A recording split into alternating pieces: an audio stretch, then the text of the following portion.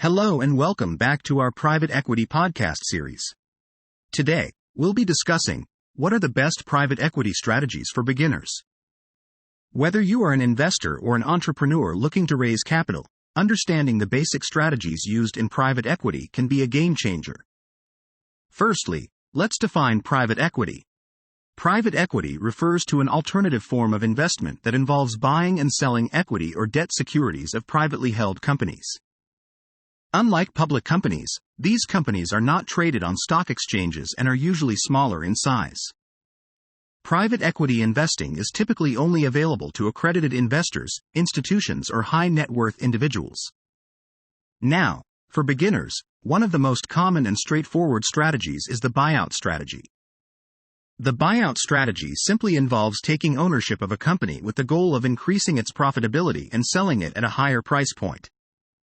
This strategy can be further divided into three subcategories: the leveraged buyout, LBO, the management buyout, MBO, and the add-on strategy. The LBO strategy involves acquiring a company by mainly using debt.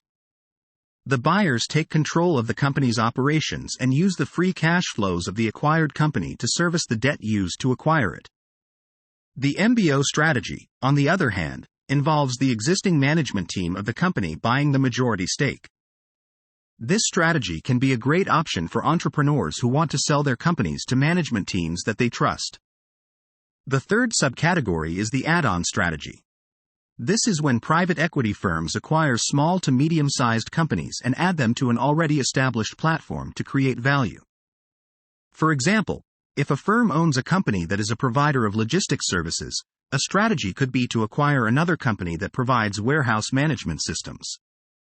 By doing this, the private equity firm can leverage the existing infrastructure, reduce overheads, and increase the overall profitability of both firms.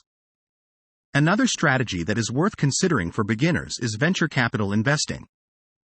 Venture capital, VC, typically involves investing in startups or early-stage companies with the potential for high growth. Unlike private equity, VC investments are not typically made in established companies. The aim of this strategy is to invest in a company when it is at its early stages with the hope of getting outsized returns if it succeeds. VC firms will typically invest in a company in exchange for either equity or debt securities. It is important to note that VC investing can be quite risky due to the high failure rates of startups. Finally, we have the distressed investing strategy. This strategy involves investing in companies that are in financial distress or may be facing bankruptcy. The goal is to invest in the company so as to turn around its fortunes and increase profitability. The strategy involves significant due diligence and a strong understanding of the factors leading to the financial troubles of the company. In conclusion, these are just a few of the private equity strategies that are available to beginners.